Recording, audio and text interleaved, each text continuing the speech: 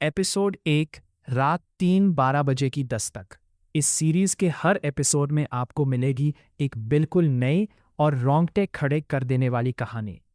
Episode 1 रात 3:12 बजे की दस्तक। रात का सन्नाटा इतना गहरा था कि आरव को अपनी ही धमनियों में दौड़ते खून की आवाज सुनाई दे रही थी। घड़ी की सुइयां एक दूसरे पर रेंग रही थीं। कमरे की खिड़की से आती चांदनी दीवारों पर लंबी और टेढ़ी मेढ़ी परछाइयां उकेर रही थीं, जो किसी के हाथ की उंगलियों जैसी लग रही थीं। तभी थक थक थक आरव का शरीर पत्थर का हो गया। आवाज दरवाजे से नहीं, बल्कि ऐसा लग रहा था जैसे कोई उसके सिरहाने खड़े होकर लकड़ी के फ्रेम को पीट रहा हो। उसने कांपते हाथों से तकिए के पास रखा मोबाइल उठाया। नीली रोशनी ने उसके डरे हुए चेहरे को चमका दिया। समय 3:12 AM। आरव का गला सूखकर काटा हो गया था। उसे याद आया कि ये घर तो शहर के शोर से दूर एक सुनसान इलाके में है। इतनी रात को कौन आएगा? वह बिस्तर से नीचे उतरा। नंगे पैर जब ठंडे फर्श पर पड़े तो उसे एक अजीब सी सनसनी महसूस हुई, जैसे फर्श ठंडा नहीं बल्कि किसी लाश की खाल जैसा बर्फीला हो। उसने दरवाजे के पास जाकर अपना कान लगा दिया। बाहर से भारी भारी सांसें लेने की आवाज आ रही थी। कौन है? उसकी आवाज खुद उसे ही पराई लगी। कोई जवाब नहीं। फिर से वही थक थक थक। इस बार प्रहार इतना तेज था कि दरवाजा जैसे हिल उठा। आरव ने हिम्मत जुटाई और दरवाजे की आंख पीपहोल में झांका। बाहर सन्नाटा था। पीली स्ट्रीट लाइट में खाली बरामदा साफ दिख रहा था। कोई नहीं था। उसने चैन की सांस ली और जैसे ही पीछे मुड़ा, उसके कानों के ठीक पीछे एक बर्फीली फुसफुसाहट सुनाई दी। इतनी जल्दी भूल गए आरव? आरव की चीख गले में ही फंस गई। उसके कमरे के कोने में, जहां अंधेरा सबसे घना था, एक साया खड़ा था। वह साया धीरे धीरे रोशनी की तरफ बढ़ा। सफेद साड़ी जो जगह जगह से जली हुई और काली थी। उसके लंबे बाल उसके चेहरे पर झूल रहे थे। जैसे ही उस साये ने अपना सिर उठाया, आरव की रूह कांप उठी। वो चेहरा मांस का टुकड़ा नहीं, बल्कि कोयले जैसा जला हुआ ढांचा था। आंखों की जगह दो गहरे गड्ढे थे, जिनमें से गाढ़ा काला तरल खून जैसा टपक रहा था। कमरे में अचानक जलते हुए मांस और गंधक की तीखी महक भर गई। मैं वही हूं जिसे तुमने उस रात खिड़की से जलते हुए देखा था। परछाई की आवाज किसी पुरानी कब्र के फटने जैसी थी।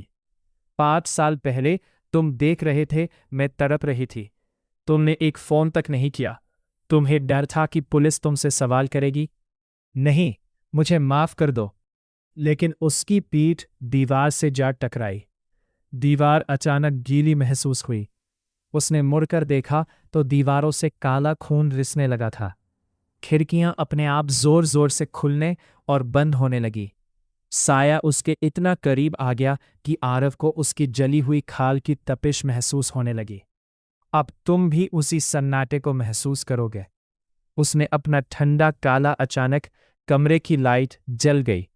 आरव फर्श पर पड़ा पसीने से तरबतर था। पंखा अपनी रफ्तार से चल रहा था। कोई परछाई नहीं थी, कोई गंध नहीं थी। सपना सिर्फ एक बुरा सपना था। उसने अपने सीने पर हाथ रखकर खुद को दिलासा दिया। तभी फिर से वही आवाज आई, थक थक थक। आरव ने घड़ी देखी।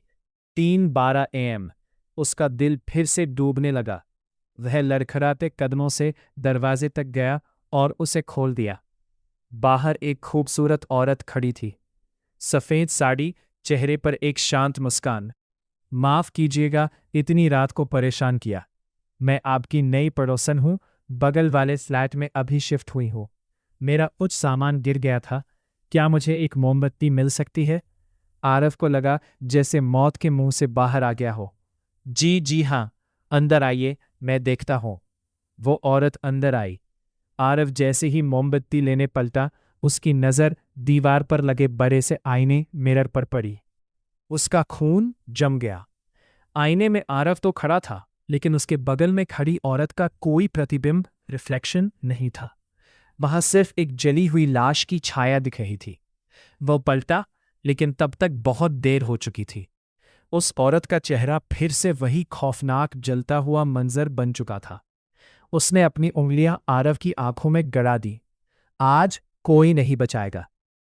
अगली सुबह पुलिस ने जब दरवाजा तोड़ा तो मंजर दहला देने वाला था।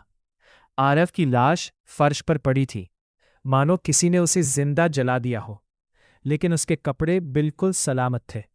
कमरे की दीवारों पर खून से बड़े बड़े अक्षरों में लिखा था 3:12 AM, मौत का समय। दरवाज़ा कभी मत खोलना। अंधेरा गहरा है, सन्नाटा भारी है। संभल कर बैठिए, क्योंकि मौत की दस्तक किसी भी रूप में आ सकती है। आईने के पीछे पुरानी हवेलियों की अपनी एक जुबान होती है। वे हवाओं के झोंकों में फुसफुसाती हैं। उनकी दीवारों की दरारें गुजरे हुए वक्त की कहानियां सुनाती हैं, और उनके अंधेरे कोनों में यादें धूल बनकर जम जाती हैं।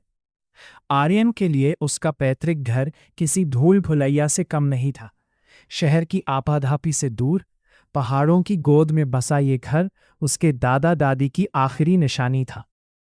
आर्यन एक लेखक था, और लेखक की सबसे बड़ी कमजोरी या ताकत उसकी कल्पनाशीलता होती है। वो यहाँ अपनी अगली किताब पूरी करने आया था, लेकिन उसे क्या पता था कि वो जो कहानी लिखने आया है वो उसके सामने नहीं, बल्कि उसके पीछे, उस बड़े से आदमकद आईने के पीछे छिपी है। रहस्यमयी आईने का मिलना घर के स्टोर रूम की सफाई करते हुए आर्यन की नज़र एक भारी मखमली काले कपड़े से ढकी वस्तु पर पड़ी। जब उसने उसे हटाया तो उसकी आंखें चौंधिया गई। वो एक विशाल आईना था, जिसका फ्रेम चांदी का बना था, और उस पर अजीबोगरीब आकृतियां उकेरी गई थीं। बेल बूटे जो सांपों की तरह एक दूसरे में उलझे हुए थे। आर्यन ने मुस्कुराते हुए अपना अक्स रिफ्लेक्शन देखा, लेकिन उसे एक अजीब सी बेचैनी महसूस हुई। आईने की सतह सामान्य कांच जैसी ठंडी नहीं, बल्कि थोड़ी गुनगुनी थी। उसने सोचा शायद धूप की वजह से ऐसा हो, लेकिन कमरा तो बिल्कुल ठंडा था। अगली सुबह जब आर्यन ब्रश करने के बाद उस आईने के सामने खड़ा हुआ तो उसने कुछ गौर किया। उसने अपना दाहिना हाथ उठाया, आईने में भी हाथ उठा, लेकिन जब उसने हाथ नीचे किया तो आईने वाले आर्यन का हाथ 1 सेकंड की देरी से नीचे गिरा। आर्यन ठिठक गया। शायद मेरी आंखों का भ्रम है, उसने खुद से कहा, लेकिन लेखक का मन अब सक्रिय हो चुका था। उसने अपनी पलकें झपकाईं, और इस बार वो पूरी तरह आश्वस्त था। आईने के अंदर की दुनिया उसकी दुनिया के साथ पूरी तरह सिंक में नहीं थी। क्या होता है जब अक्स असलियत से बागी हो जाए? ये ख्याल आर्यन के जहन में कौंधा। दूसरी दुनिया का द्वार। जैसे जैसे दिन बीतते गए, आईने की गतिविधियां बढ़ने लगीं। एक रात जब पूरा घर सन्नाटे में डूबा था, आर्यन को स्टोर रूम से खुरचने की आवाज सुनाई दी। वो टॉर्च लेकर वहां पहुंचा। आईने के अंदर का कमरा वही था, लेकिन वहां की रोशनी कुछ अलग थी, थोड़ी धुंधली, जैसे वहां हमेशा गोधूली बेला ट्वाइलाइट रहती हो। उसने देखा कि आईने के अंदर वाला आर्यन अपनी मेज पर बैठा कुछ लिख रहा था, जबकि असल दुनिया में आर्यन खड़ा होकर उसे देख रहा था। आर्यन ने धीरे से अपना हाथ आईने की सतह पर रखा।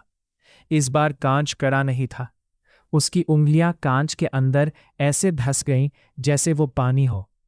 एक ठंडी लहर उसके पूरे शरीर में दौड़ गई।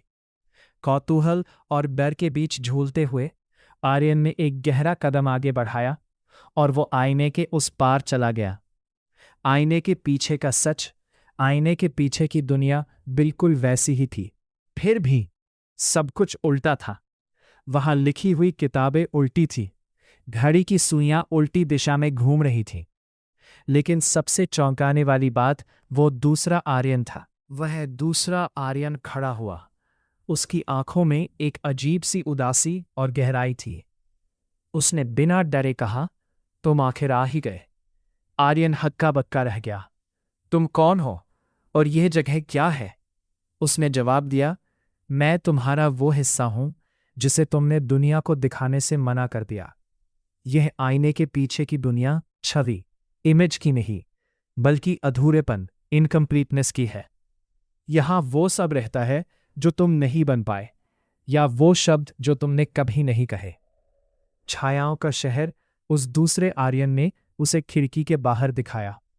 वहां एक पूरा शहर था जो बिल्कुल उसके अपने शहर जैसा था, लेकिन वहां रंग गायब थे। वहां लोग घूम रहे थे, लेकिन ते सब अक्स थे, अधूरे सपने। वहां वे लोग थे जिन्होंने अपने जुनून को छोड़कर सुरक्षित नौकरियां चुनी थी। दबे हुए जज्बाता। वहां वे प्रेमी थे जिन्होंने कभी अपनी मोहब्बत का इजहार नहीं किया। छुपाई गई हकीकत। वहां वे सच थे जो डर के मारे कभी बोले नहीं गए। आर्यन को समझ आया कि यह कोई डरावनी जगह नहीं, बल्कि एक विशाल संग्रहालय था, इंसानी पछतावे का संग्रहालय। वापसी की छटपटाहट। तुम्हें यहां रुकना होगा, दूसरे आर्यन ने ठंडे स्वर में कहा। अब मेरी बारी है उस तरफ जाने की जहां सूरज उगता है और जहां चीजें हकीकत कहलाती हैं। मैं थक गया हूं इस छाया वाली जिंदगी से। आर्यन को अपनी गलती का एहसास हुआ। उसने उस दुनिया के आकर्षण में अपनी वास्तविकता को दांव पर लगा दिया था। जैसे ही अक्स ने आईने की सतह से बाहर निकलने की कोशिश की, असल दुनिया का आर्यन चिल्लाया, नहीं, तुम मेरा जीवन नहीं जी सकते। मेरी गलतियां और मेरी नाकामियां भी मेरी अपनी हैं। मैं उन्हें किसी और को नहीं सौंप सकता। दोनों के बीच एक मानसिक संघर्ष शुरू हुआ। आईने की सतह एक हिंसक लहर की तरह कांपने लगी। आर्यन ने अपनी पूरी ताकत बटोरी और अपने अक्स को पीछे धकेलते हुए खुद को बाहर की तरफ झोंक दिया। हकीकत का मोल एक जोरदार धमाके के साथ आईना चकनाचूर हो गया। कांच के हजारों टुकड़े फर्श पर बिखर गए। आर्यन जमीन पर हाँफ रहा था। उसके हाथ से खून बह रहा था। एक छोटा सा कांच का टुकड़ा उसे चुभ गया था। उसने बिखरे हुए कांच के टुकड़ों में अपना चेहरा देखा। अब वहां कोई देरी नहीं थी। जो वह कर रहा था वही कांच के टुकड़ों में दिख रहा था। वह अकेला था, लेकिन वह पूर्ण था। आर्यन ने समझ लिया था कि हम अक्सर आईने के सामने खड़े होकर सिर्फ अपनी खूबियां ढूंढते हैं या अपनी कमियों को ढंकने की कोशिश करते हैं, लेकिन आईने के पीछे एक ऐसी दुनिया होती है जो हमारे पछतावों से बनी होती है। अगर हम अपनी वास्तविकता को पूरी तरह स्वीकार नहीं करते, तो हम भी अपनी ही जिंदगी में एक अक्स बनकर रह जाते हैं। उसने कलम उठाई और अपनी किताब का पहला पन्ना लिखा। आईने हमें वो नहीं दिखाते जो हम हैं, बल्कि वो दिखाते हैं जो हम देखना चाहते हैं। असली सच तो आईने के पीछे छिपी हुई उन छायाओं में है, जिन्हें अपनाने का साहस बहुत कम लोगों में होता है।